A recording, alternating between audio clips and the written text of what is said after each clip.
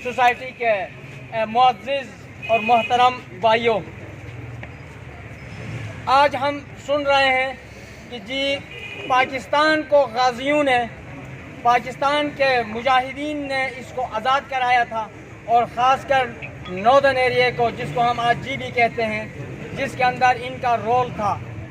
आज पाकिस्तान उसकी GB की तारीख़ के अंदर आप देखेंगे तो सिर्फ मुजाहिदीन का नाम आपको नज़र आएगा, मुजाहिदीन के एहसानात आपको नज़र आएंगे। पाकिस्तान के अंदर देखेंगे तो मुजाहिदीन का नाम नज़र आएगा,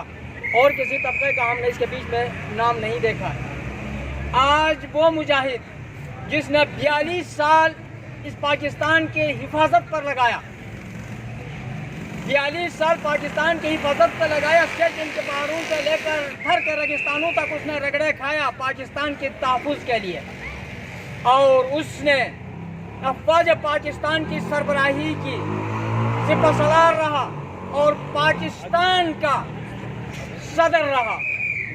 आज उसके एहसानात को जिताने के बजाय उसको गद्दार करार देकर पाकिस्तान की अदालत ने उसको गद्दार करार देकर उसको सजाए मौत सुनाया जाता है। हमारी इस पुरअमन एहतिजाज के ज़रिए इस प्लेटफॉर्म से मैं रिक्वेस्ट करूँगा पाकिस्तान के अजीम अदलिया से कि उस अजीम गज़ी के नाम पर के साथ जो गद्दार का दबा लगा है, इसको ख़त्म किया जाए और उसके वक़ार को दोबारा से बहाल किया जाए। अगर ऐसा नहीं करेंगे तो यही अवाम जिनके ऊपर मुशर्रफ के एहसानात है, जिन्होंने इस मुल्क को बनाने में अहम किरदार अदा किया है, अगर किसी ने आइन की तज़लील की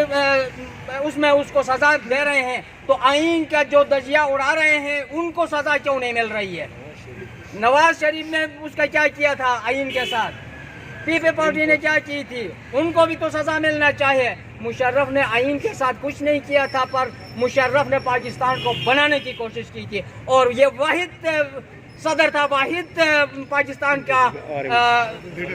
आर्मी चीफ था जिसने ऐलान किया था कि पाकिस्तान का खजाना भरा हुआ है, खर्च करने के लिए आ जाओ, जहां ले जाना चाहते तो ले जाओ। इससे पहले किसी ने करके दिखाया था और न इसके बाद किसी ने दिखाया है। आज उसके इमरान खान की जो हुकूमत है, तहरीक इंसाफ है, जिसका नाम इंसाफ से है, तो हम इससे इंसाफ का तकाजा करते हैं इस प्लेटफॉर्म से। तो मैंने आपका ज़्यादा वक्त ले लिया, आपने तकरीरें भी की होंगे, तो इस पुरअमन एहतिजाज के ज़रिए हम मैसेज देना चाहते हैं कि जी मुजाहिद पाकिस्तान जनरल परवेज़ मुशर्रफ सदर पाकिस्तान के नाम से इस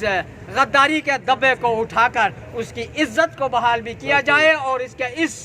फैसले पर नज़रसानी भी की जाए। बहुत शुक्रिया।